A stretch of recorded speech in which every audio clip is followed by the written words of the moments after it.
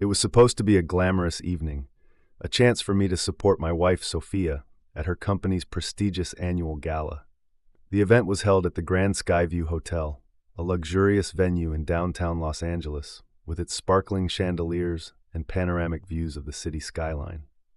Sophia had been unusually excited about this night, spending hours getting ready. Her excitement felt contagious at first, but as I watched her put the final touches on her makeup, I couldn't shake an unsettling feeling in my gut. I thought I was overthinking things. After all, this was her world, not mine.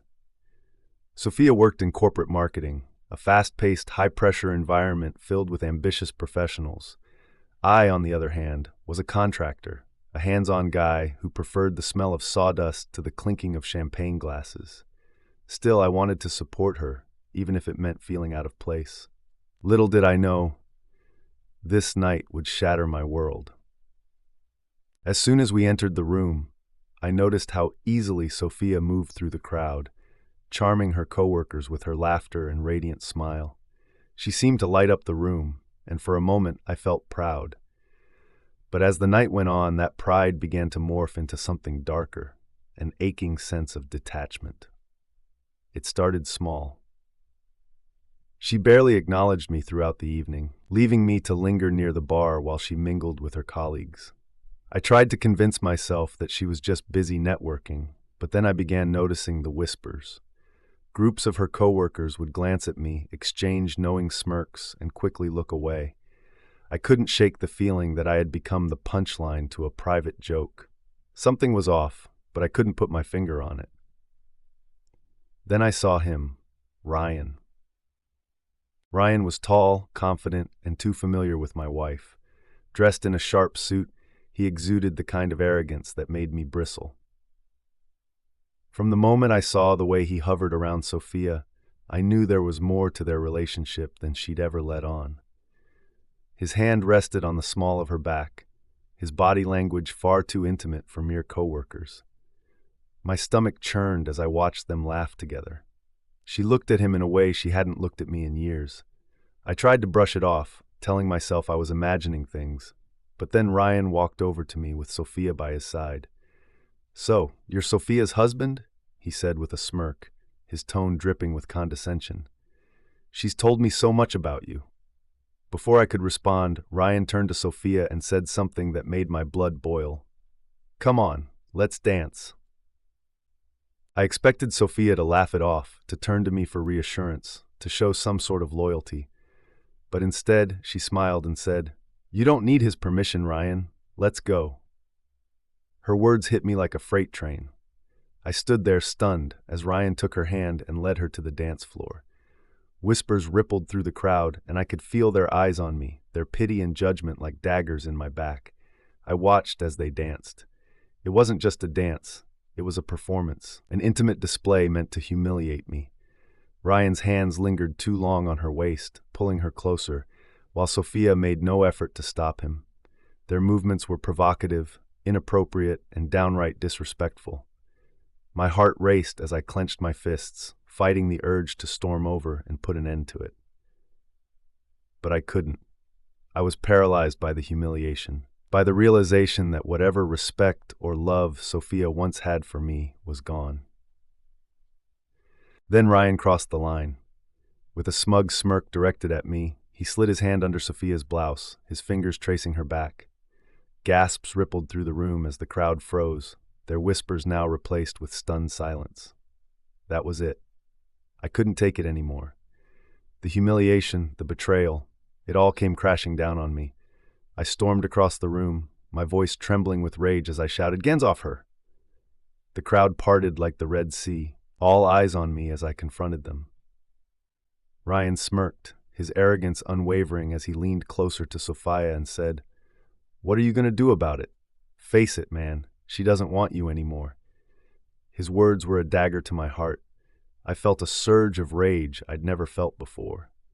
Without thinking, I pulled back my fist and punched him square in the jaw. The impact sent him staggering backward into a table, his smug grin replaced with a look of shock and pain. Security rushed in to break up the chaos, dragging Ryan away as he clutched his bruised jaw.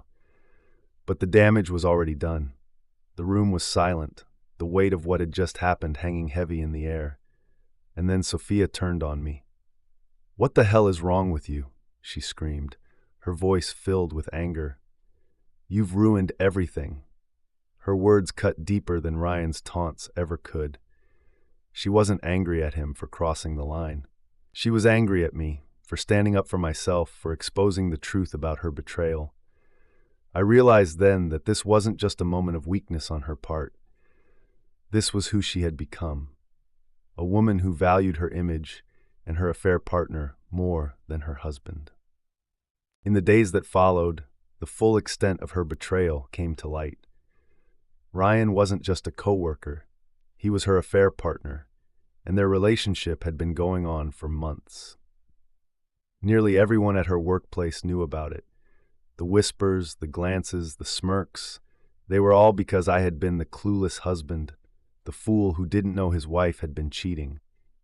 The humiliation I felt that night deepened as I pieced together the truth.